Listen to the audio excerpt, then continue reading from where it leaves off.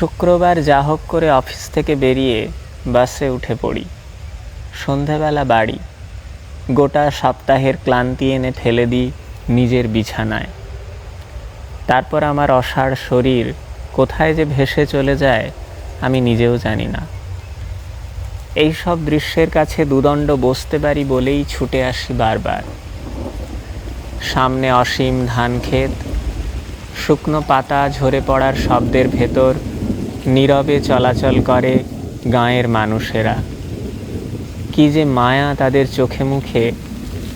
বসন্তের প্রায় শেষ, ন্যাড়া গাছগুলিতে সবুজের ছোঁয়া লেগেছে, যেন কি ভীষণ আনন্দ তাদের চোখে মুখে। দক্ষিণ দিক থেকে ক্রমাগত একটি হাওয়া বয়ে যায়।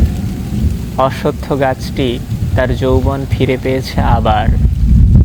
আমার কেন জানি না মনে হয় গাছেদের বয়স বাড়ে না, প্রতি বসন্তে ওদের বয়স কেউ রিসেট করে দেয়।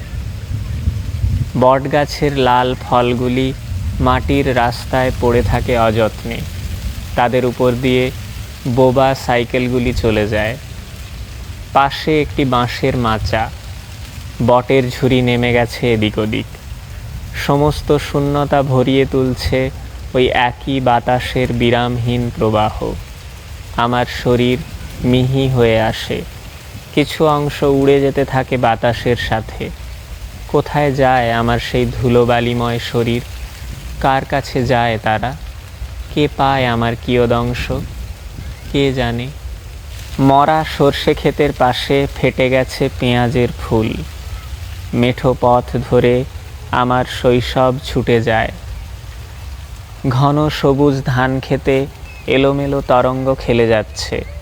বিভিন্ন দিক থেকে ঢেউ আসছে, আর কোথায় যে হঠাৎ মিলিয়ে যাচ্ছে বুঝতে পারছি না। রাস্তার পাশে বরবটি গাছের বেড়া, আমের অধিকাংশ মুকুল চুঁয়ে গেছে। দেখলে মনে হয় গাছে কেউ আগুন লাগিয়ে দিয়েছিল গতকাল রাতে। নিচে ক্ষুদ্রাতি ক্ষুদ্র আমের ভ্রূণ শুকিয়ে পড়ে আছে। মাঠে জল নেই তেমন, তাই নিরুপায় বকের দল ডাঙায় উঠে বেকার যুবকদের মতো উস্কো খুস্কো ঘুরে বেড়াচ্ছে।